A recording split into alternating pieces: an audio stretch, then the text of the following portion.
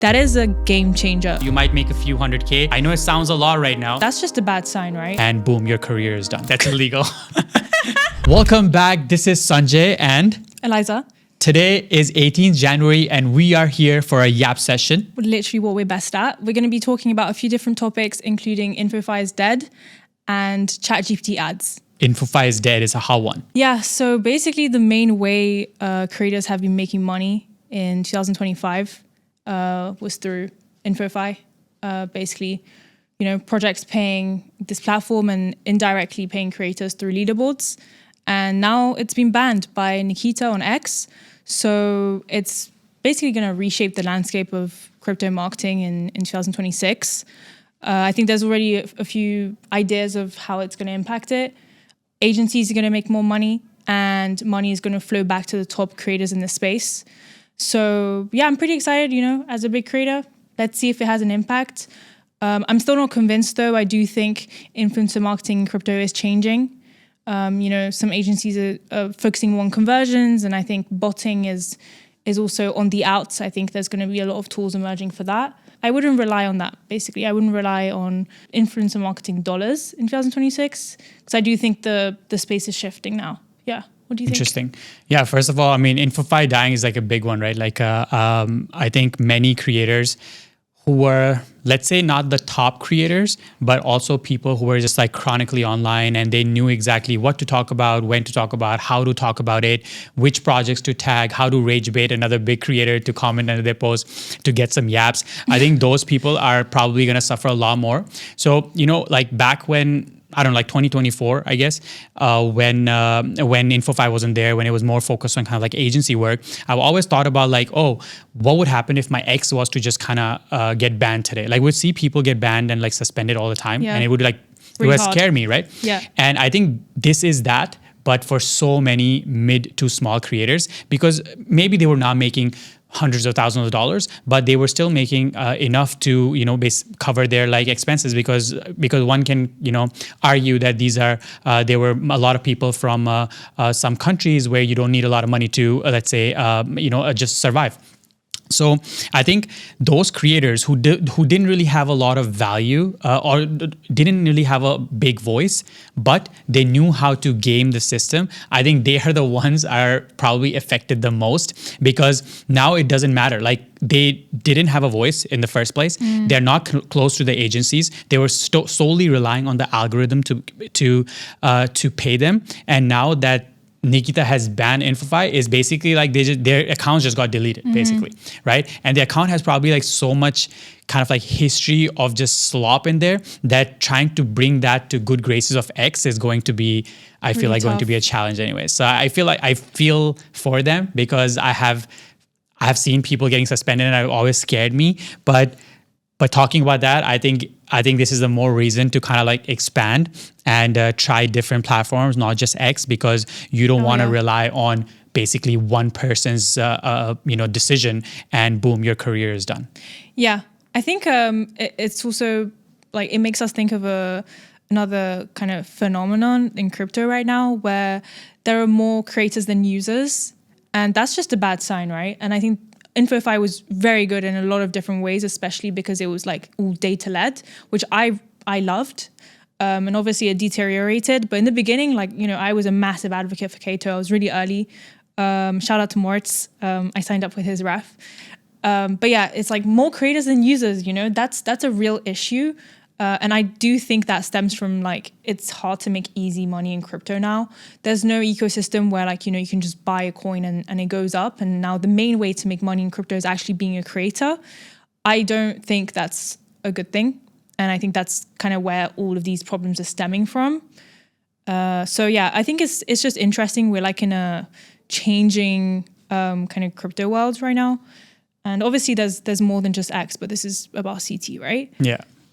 So yeah, more creators and users. Yeah, it's weird. Crazy. It's weird, Yeah, It's I think I was seeing that screenshot about by Yuri from Wallchain. I think he did a poll or something, and they were more creator. What are you? What are you? Yourself? Creator, KOL, marketer, and then the users was 22%, and the creators was 40-something%, I think. Yeah. And I just saw that tweet today, but I also would say that you can be a creator and you can also be a user.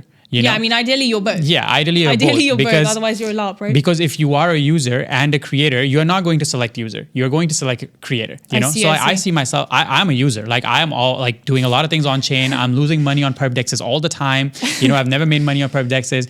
What? Just kidding. Just kidding. I have, but like I've lost my fair share of money as well. So like, I mean, I played the game. You know, so. If you were to ask me what do you select, I select creator. So it's this, you know, this kind of like, sure, people are like, oh, you can only be a creator or a user, like, you know, but there's more creators than users. I think there's a little bit of, it's not the full truth. You can be both. So, but just depends how hardcore user you are. Like, are you actually trading on chain every single day? Are you somebody who's just on centralized exchanges and trading like once or twice per week, right? So it's all depends on the definition of the user as well. Okay, so I have a question for you. I would say that right now we're like in a bit of a bear market when it comes to alts, and I think that's what usually brings people in. Like I think the last bull we saw in alts was the meme coin mania. And that brought in a lot of retail, it brought a lot of retail attention. And I would say that those people, you know, identify as users. So is it just because right now, you know, there's not any retail? Maybe that's why, right? It's because the only people that are here, they're actually looking to build in the space, not just use it, right? Yeah. Because someone that uses a crypto, like a wallet, let's say, and does a couple trades like every month or every year, then they're never going to say I'm a creator, right? Because they're not dedicating their life to it. Whereas right now, the only people left on crypto Twitter are people that are dedicating most of their time, you know, to it, to the space, to building. They're builders, they're creators. Yeah. I think that exactly. I feel like when somebody comes to crypto, let's say somebody comes to CT and they're like, oh, I love this crypto space. I want to make money here. What is the lowest hanging fruit of making money? Like they're not gonna go and like spin up a Uniswap, or they're not gonna just go and build up a Hyperliquid or something. So what's the easiest way to make money for a newbie here, especially with InfoFi, is posting. Yeah, InfoFi, right? InfoFi like democratized it. Yeah. So it was like the learning curve was just, you know, you just use ChatGPT and you hit the right so keywords, easy, right? and it's like you beg a few you know, bigger accounts to kind of comment, you rage bit them, you engage a farmer, and boom, but you not have even some just about money. It's just like it gives you the content. You know, you see the leaderboards, you see the projects, you already know what to write about, right? Like when I entered crypto, I was a contributor in DAO, and then I started creating content, but I was like doing deep research myself, right? We didn't really have ChatGPT. I'm talking like it was the 90s, but it's crazy. We didn't have ChatGPT back then. So I was like, you know, going on all these gaming blogs because I was like in the gaming area, and I was writing my newsletter, you know, like typing it out, every single word myself. Yeah. And I think that's kind of like the creators that are big right now, they were born from that. Yeah. So it's a very different process than like, okay, I'm going to look at a leaderboard and I'm going to ChatGPT it, and it's completely different, right? Yeah. So yeah. Yeah, as much as I advocate to use AI and kind of like to I use learn AI and for my stuff, content nowadays, by the way. Not all of it, but I actively use it. Yeah, I don't think use there's AI anything wrong with that. for a lot of stuff to kind of like you know, clean some stuff up. My English is not There's the best, nothing wrong with so it. all of that stuff, right? You cannot just take ideas from ChatGPT and like pretend that they're your own. I think it should be like your ideas first, your views on things, Your vision. and then you just polish it through it, right? So that's what I was saying. Like creating content is probably the lowest hanging fruit, or was with InfoFi, and now it's not anymore. Like now, if you're like a creator with, let's say, 1,000 followers, It's a unfortunately, grind. you're not getting You're anywhere. gonna need a grind. You're gonna need to grind Because for even a lot. the biggest creators now, like, because I would say, again, I kind of feel like a lot of people are going to disagree, but I do feel like we're in a bear market in many ways. There's like pockets of bull market. Anyway, it's a grind, you know? Yeah, it's like, I mean, looking back, like, I think it's not even just for the small creators, even for the big Most big creators creators who are are not getting through complacent, right now. like myself, like I was just talking about it, right? Like, I feel like I've been complacent or like not like really grinding hard. Everybody's going to need to grind. Everybody's going to have to stand Yep. out. You cannot just go on a leaderboard anymore and try to be like, oh, you know what? Nobody's looking. I can just post whatever I want, and I'm going to get on the top of the leaderboard. I'm going to make money. That's not going to be the case anymore. Yeah. And becoming a creator is going to be much less popular, I would say.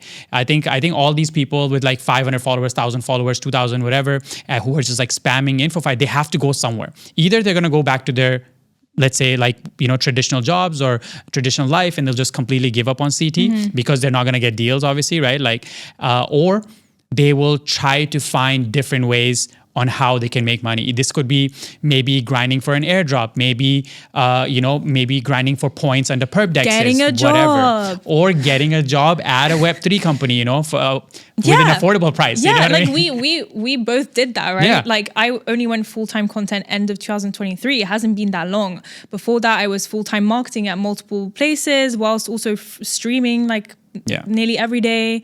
It's a grind. Yeah. But if you want it enough, like you get to a point where it's worth it. Yeah. I think this is still the space where it's like, I think CT or crypto in general is still a place where if you really want it, you can still make it. I know there's like a lot of bears online who are like, oh, crypto is done. It's not going to be I you're wouldn't not going to listen be to able those to, people. yeah, you're not going to be able to make like those crazy gains. Yeah, you might not be able to make crazy gains, but you will definitely be able to change crazy gains is like 10%. Like, come on. That's like one day in crypto. Yeah, right? but you'll still be able to change your life in crypto. Like that's for sure. Like only if you want it bad enough. I think so too. Okay, question for the community, question for the chat. Yeah.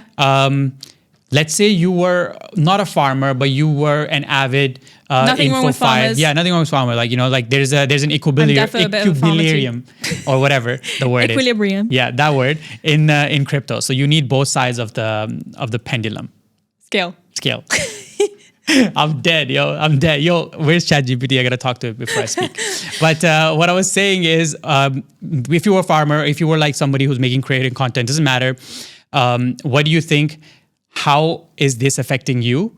And what are your next plans? Like let's say you were making money only from InfoFi. What are you doing now? Like what is your next plan? What is your next step? Are you going to look for a job? Are you going to keep creating content and hope that the projects will come find you? Like, what is the next step for people who were, let's say, somewhat real, not completely slob, but you were using InfoFi as your main source of income? That's the question. I would say don't give up.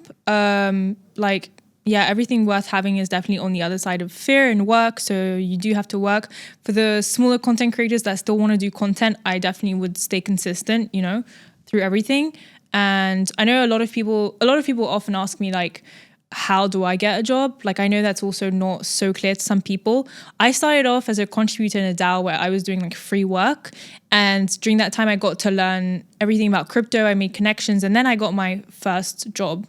And honestly, it was CV, like just, have a good CV. You need to just think professionally. I think that's the best advice I can give someone is like, just be a professional because it's so rare for people to be professional in Web3. Like, for example, showing up to a meeting with your camera on. Oh my God. If you do basic stuff like that, like you will get hired. You just need to grind. You need to reach out to so many people. You know? I was exactly going to say that when you were talking about being professional. I was like, just being on the camera it's and crazy. like actually being there, like active, enthusiastic, and working come hard. with like all good energy. I think that alone will like set you apart. Also, don't just go on CT and look for jobs. Don't be like on CT, be like, oh, who's hiring? Websites, There's LinkedIn. Websites. Come on, guys. There is a Web3.careers or something like that. Check that website. Probably one of the easiest way to kind of get active in the job market is to get jobs which are, let's say, more on the commission side rather than the base salary side, just so you have your foot in the door. Let's say you have no experience. Let's say you come from a construction job, right? Like myself, and you have no experience in Web3. It's very difficult to get hired if you have no experience like that. So you need to just get your foot in there. So maybe you're first job. Maybe you're getting like less base salary but like high commissions. Just go for that, or any commission at this point, and then it depends on you. You can close as much as you can as a salesperson per se, and you can make a lot more money on commissions. So this will just get your first step, and then the next job you get, you can take those experience and get a better deal. So just get your foot in the door. And also a little bit controversial, last like point on this topic, but embellish your CV.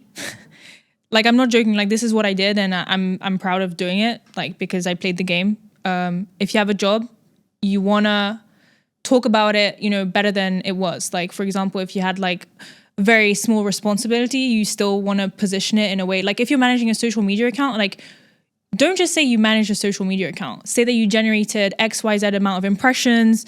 All of these kind of things. Like, you need to really embellish and make it sound good. Because everybody does that. Like everyone, even at the highest level, they embellish everything they do. Yeah. So yeah, It's like the play it's- the game. Yeah, it's like the unboxing experience basically. It's like buying, let's say, headphones. You need to sell yourself. And then you buy headphones for Beats by Dre, and then it comes in an amazing box. It's like so much nicer. It's like it's the same thing, but it's just the unboxing experience. Yeah. Everything is like packaged very well. Yeah. So just like that, like it's just very saying important. I was handling X for I was handling Twitter for like a XYZ project. You have to kind of Use data, make it look better. I planned the content calendar. I did content strategy because that's what you're doing. Yeah. Like, yeah. Nice. Next topic. Yeah, ChatGPT ads. So I have a lot of things to ask you about this because I think Okay. you just know more. So ChatGPT is basically rolling out ads. I don't know if it's live yet. I think it is. I actually don't know it's live yet either. I just saw as a screenshot of Sam Altman's tweet. So if I recall correctly, it's like the lowest tier of the ChatGPT subscription. So I think it's $8 a month. You will get shown ads. So basically in the responses, you will see advertisements and like placements, I guess we can call them. And Sanjay, was telling me today that this is like really exciting. Specifically because if you look at the early days of Facebook, and I don't know what else you mentioned, Yeah, I just want to hear more about that, Sanjay. Like, why is it exciting? So basically, Sam Altman tweeted that they are going to test ads in ChatGPT free and ChatGPT Go. So Okay. either if you're using ChatGPT free, which a lot of people are using, surprisingly, and then not surprisingly, actually, anyways, there's a lot of people using ChatGPT free and the cheapest version, which is ChatGPT Go. So one thing which they won't do is they are not going to put as, let's say if you were to ask what is the best matcha cafe near me, Yeah. they're not just going to put the advertisement on top and not tell you that this is an advertisement. Okay. They will list what are the best matcha cafes they think, and then Okay. they will be like, oh, these are other options you can try, for example, and this is a sponsored option. Like it is sponsored per se. Oh, I did not. Okay, continue your thought, but okay. Yeah, because they can't do that. Okay, They cannot just like undisclosed ads. Like even in That's Google. illegal. Yeah, Yeah. I know you're watching. That's illegal. I don't know who's Disclose. watching. CTK walls, I see you. But anyways, basically, just for Google as well, right? Like when you search on Google, there's like sponsored, and then things start. So it's probably going to be most like that. But okay, ads itself, I don't really care about it. Like I'm somebody who's always prone to just kind of scroll through the ads and then look at what the SEO is kind of bringing to me. But the important part here is that it is a new platform and they are testing ads, and this is the time to kind of lock in on either selling products or selling services on this platform, because one, not many people are going to try to use this platform like as a seller or as a provider. First, a lot of people are going to kind of like let it sit and let it mature and then get into it. So for example, during my e-commerce days, when I was selling like this watches online, and I had to go through. You've never Facebook told me ads. this. I think I told you this, but maybe you Like don't remember. never. But so I was selling these watches online and stuff, and obviously Face's account. I was using Instagram ads. I was using Facebook ads, Meta ads, and it was always very challenging for me because Facebook ads were super saturated. Like everybody was doing it, and all these e-commerce legends, they already knew exactly what keywords to target, which categories to target, and which product to sell, and how much do they need to spend per user or per buyer. And as soon as TikTok Shop came out, it was a completely different experience. I love TikTok Shop. Yeah, Oh my God. like in the beginning, TikTok Shop was, you can say it was very easy to hack. Like It many still is actually. I don't know if it still is. I'm not into e-commerce anymore, but what I've been hearing is like TikTok quite ads new. is not as good as it was in the beginning, right? So the whole point is that you need to get into this as soon as it launches, and you need to get into this as soon as you can get your hands on the ads manager program or whatever it might be. Because in the beginning, like in the early months, let's say 3 to 6 months is when it's going to be the most profitable. It'll still be profitable later on, but in the early months, it won't take as much, let's say, expertise to master it compared to after 6 months. Yeah, it's like you're on easy mode. Yeah, like when all these big companies are coming in, all these gurus are coming in, now people are selling courses on ads and everything. So yeah, if you're ever planning to sell anything, if you are, let's say, building your brand and you want to offer something to the audience, make use of this and just start right away. Like start as soon as it launches. Okay, so I had completely misunderstood when you mentioned ads. I thought it was going to be like, I don't know, like a little visual, let's say, of like something random. That's what I thought you meant. Kind of like a product placement within the app, just like mobile games do. It's like completely random. Hopefully you would hope that it's personalized so there's more conversion, but you're saying it's like within the answer. That's insane. Okay. First of all, I'm not really sure exactly how it's going to look like, but it's crazy that you would just open an app and it's going to show you an advertisement of a phone or something. Okay, but I'm just going to say, if it is what you're saying, if ChatGPT does roll out ads in the actual answer, that is a game changer. Like that is actually insane. And I completely understand where you're coming from now. Yeah. Like that's insane. How many users does it have? Can you check? How many users does ChatGPT have every month? So ChatGPT has almost 1 billion users a week. Almost 1 billion active users a week. Yeah. That's insane. And as I said, like this is insane. Like in the beginning, it's going to be very cheap to get eyes on your product. So I'm kind of like upset that I'm not in the e-commerce, cabal like I used to be, because if I was there, I mean, this is a money printing machine in the early days. But you don't have to sell a toothbrush. You don't have to sell something, like random as like a dog water feeder or something like that. It can be anything which you are interested in. For example, if you are an influencer or some creator who wants to sell some info products, like why would you advertise it on Instagram when you can advertise it on ChatGPT? Okay, cut it. Too much sauce. Too much sauce? I'm joking. I'm joking. Well, it's not too much sauce. I think every smart person or half smart person would already guessed it. Like, they're already gonna move from, let's say, Instagram ads and gonna try this out. But sometimes you just need a little bit of nudge. So that's Sanjay kind of underestimates himself, and he doesn't realize that maybe a lot of people haven't connected these dots yet. Yeah, maybe I overestimate others, I guess. Maybe that's the issue. Yeah, you just. Or maybe I think this is pretty interesting. Anyways, it's going to be very interesting. Like, I mean, AI is AI. Maybe you're watching this on TikTok, maybe you're watching it on Instagram, and probably you hate AI or whatever. I've been seeing these comments. So people are just like, AI, say stop to AI. It's everywhere. My YouTube ads. Yeah. It's just AI. Yeah. It's just crazy. Oh, did you see this? Oh my God! This actually, I was just this AI influencer. His name is. AI Monk, that's what they call him, but his name is Yang Mun. I don't know, maybe have you seen this one? No. Okay, so this is a very well done AI, by the way, on Instagram. Like if you look at the videos, they are very well done, and he has 2.5 million followers on Instagram. Whoa. Funnily, it has like 5 mutuals. Like I have 5 mutuals. Like people that are following. People I'm following are following him. So like 5 people, which when you look at them, you'll be like, are you falling for it? Or are you kind of like interested in what they're saying? So what obviously the AI is saying is very interesting. Like he's like very good advice and stuff. But on WOP or Whoop. Yeah, WOP. Yeah. On WOP, you can check that they have made about 100K plus in sales already. So they have this course for like $30 and they have a course for $50. I've seen so many of these AI influencers pop up that are selling like so many things. Yeah. It's working. People actually think it's real. Okay, wait, I will add you one. I don't remember his name, but it's like a looks maxer AI, like a female AI influencer. Okay. And she's selling looks maxing courses on TikTok and making like 6 figures a month. Insane. Like what? But this is like I don't like the ethical implications of that. I just think it's wrong. I don't know. It's weird. I don't recommend. I mean, long term, I don't recommend this. Like this is one of those things. I think exactly. Yeah, this is one of those things which might be popular right now. You might make a few 100K. I know it sounds a lot right now, and you're gonna be like, oh my God. Yeah, but like it's not gonna last you a lifetime. This skill is not even gonna last you a lifetime. Like sure, you can like build this, but then what's gonna happen is either Instagram or either YouTube are gonna come up with some sort of they're gonna start flagging. Yeah, they're gonna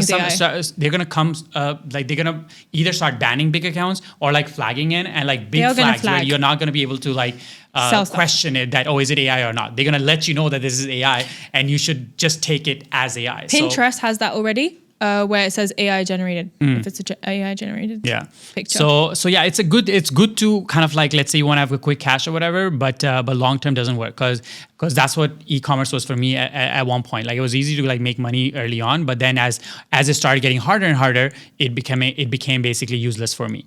And same thing with this. Like right now, some people are making a lot of money, but this article has 200K views, and I'm sure many people are going to take action on this, and they're going to try to do their own thing, and some will succeed, and then boom, it's become saturated right away. Okay, I think like for me, an interesting part of this is if you're doing, for example, TikTok Shop affiliate. So you'll basically create an AI influencer personality, and then you'll have them like create videos to basically review products, and then you make money on commission because a lot of people are making a lot of money, like 6 figures a month from doing TikTok affiliate. Yeah. So I think in those kind of niches, it works. Like I'm going to go against you and say, I don't think this is going anywhere. I do think that like these tools are going to start being a lot more common though. Like I've seen a few people that I follow on X, they have these tools to make these AI influencers, and they're, printing on having this tool, because it's super useful, and a lot of people are trying to make these influencers because they don't want to use their face. Yeah. They don't want to waste time. They just want to be able to prompt a digital influencer and have it do everything. Yeah. Also, a lot of guys want to be female influencers because female influencers make a lot more money, and just in general, they're catering to an audience that they in their physical human body would not be able to. Right. So I don't think it's going anywhere, but I do think like my take is that human personalities and human influencers are not going anywhere. It might become a bit harder, especially if people can't tell the distinction, though I do think there's going to be labels.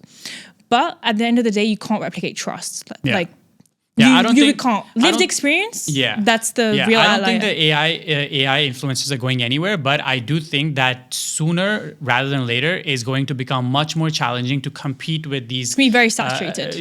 Very saturated. Like every third video you'll see will be AI creator. Crazy. And comments will be all filled with AI. Likes will be like botted. Everything, views will be botted. So Dead you might think that internet it's theory. real. Yeah, it'll be like that. And I would actually go against you and say that it'll probably be easier to for real creators, people who are willing to go on camera, be themselves.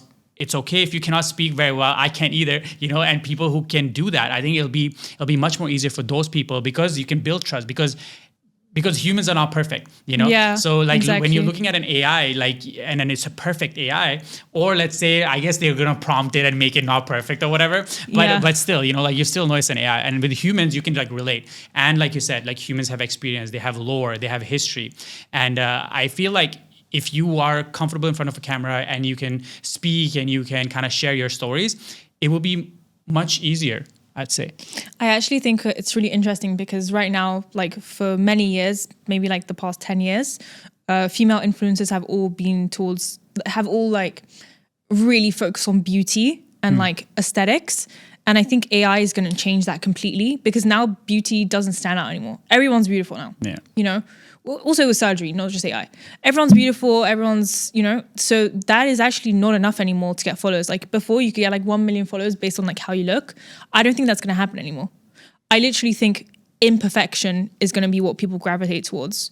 So it's just really interesting. We're in this like paradigm where like everything is changing, everything. And we're in the middle of it. Yeah. So I think this is probably like one of the best times to be a creator because it's just so interesting. Like I'm personally like mentally stimulated every single day. Yeah, it's crazy. Because I feel like there's something new to learn every single day. There's so much going on. And so also cool. It's like at a very fast pace. Yeah, we have like the industry you can't has cover changed. Everything. Yeah, the industry has changed on a much faster pace than it has in the last 100 years per se. Like things are just changing fast. Like so we're just talking about ChatGPT ads right now. I bet within a week Sam Altman's gonna have it already up and everything, and people are already running ads. Like that's how fast things are moving now. So I don't know. Like the world is definitely moving fast, and but I'm grateful that we are in a place where we have the freedom to kind of like jump from, let's say, one kind of interest to another. And I do feel bad 100%. For people who don't have that freedom because let's say like if you're always like stuck at kind of surviving, then you don't have like that freedom to kind of open your eyes and look forward and be like, oh, what's happening? What's interesting in the AI space? What's interesting in the Twitter space or whatever, or X space, or what's interesting in which AI is coming? Like everybody knows about ChatGPT, but many people don't even know about Claude. And Claude is cooking on the other end, right? Like you introduced me to Claude, and it's kind of like changed my life. It's better, like, right? Yeah. Like I don't know what happened. Is this so much better? I don't know what happened, but like when I talk to Claude, I feel like I'm literally talking to somebody like with much more emotion and with much more authenticity, versus when I'm talking to ChatGPT, I feel like I'm literally talking to some slop, right? And yeah, like many Claude people, so like I bet billions of people don't even know what Claude is, and Claude is already like cooking on another end, right? It's just crazy. I also think it's like we forget that we're kind of at the bleeding edge of tech, and there's a lot of people in the world that aren't interested in that, and there's a lot of people in the world that hate AI. So yeah, like if you're watching this podcast, you're probably at the bleeding edge just like us, and you're really interested in like these emerging trends and technologies. So it's just a different world, you know? Yeah. I do personally believe people that are actively trying to use AI every single day, like I'm trying more and more to implement it into my day-to-day, you know, automate my business, just like optimize as much as I can. I think we're going to be you know, in a vastly different place than, let's say, business owners or creators that aren't open to that. Yeah, I mean, she's just sugarcoating it. What she's saying, like, either you get with the times or you get behind, basically, or get left behind. Like, it's. But it's at an alarming pace to the point where if you're not doing it right now, in a year, you're going to be lost. Yeah. Because every single day, you know, we're using AI, like, I would say probably at a beginner or intermediate level. Yeah. There are people using it at expert level, you know, where they're making AI softwares, they've got 5 AI influencers on the run whilst, you know, managing their own brand. There are people that are like experts, right? Yeah. And in 1 year, that gap is going to widen so far that it's just going to be impossible to catch up. Yeah. So yeah, I think right now, if you're someone that's like quick-witted and adaptive, you have like a massive advantage, a massive edge over other people. And it's like, yeah, if you're someone who's curious, I would highly recommend just like trying to open your mind, even if you don't like AI and you don't like the idea of it and you're worried about stuff like energy, like that's going to catch up. Like it's forcing us to evolve as a species, which sounds crazy, but it's true. Right? Yeah. Also, like when we say using AI, we're not talking about just kind of going on your Snapchat and kind of talking to AI. That like alone is not going to really open your mind to what AI can really do. You need to either subscribe for these models, you know, look into Claude and see what Claude coding is, see what vibe coding is, see what levels people are getting to, right? Like especially, I would say, go on like X and find accounts which are very focused on AI and see what amazing things they're doing with it. Mm-hmm. You know, like how people are basically just managing their day-to-day everything with AI. Like all they do is like, I know one of these influencers. I won't name him, but like he posted the other day. He said that I talked to AI like vocally, verbally, more than I talk to anybody, like even like online. Like every day he has like one kind of like iPad, which he uses just for AI. I know who you're talking about. Yeah, he has all his like AI. He was early to this. This is what I'm doing now. Yeah. Like I talk to AI more than any, like after this, I'm going to update Claude. I'm going to update him and tell him, okay, the podcast went like this, da-da-da-da. Yeah. Oh, check my Instagram. Oh, my video got this many views. Yeah. It's crazy. And like thoughts and like, you know, it's not like and also there's always a thin line between kind of like getting emotionally attached to, you know, like I know I there's wouldn't like, say that's my issue. But again, many people have those issues. Like on Reddit, I've seen some posts where people were like, sad. oh, you know, ChatGPT update this, and now my ChatGPT friend doesn't want to like talk to me the way they were talking to me. It's weird, right? Like not weird, but it just, you know what? There's sad, a loneliness epidemic. It is sad. Can't judge people like that. Yeah, I'm not judging them, Send but a I'm prayer. just saying that there is a thin line between that. So like if you are somebody who is, you know, like prone to that, just be careful, you know, because you don't want to be fully reliant on it either. You want to have like your brain as well, and you want to think for yourself too. So make sure you always kind of know you are talking to AI. Okay, I have something to say. I saw this on Instagram, and I can't quote you the exact study, but please just look it up. I actually saw like, I don't know how you call it, like a brain scan of a brain that uses ChatGPT for everything and a brain that doesn't.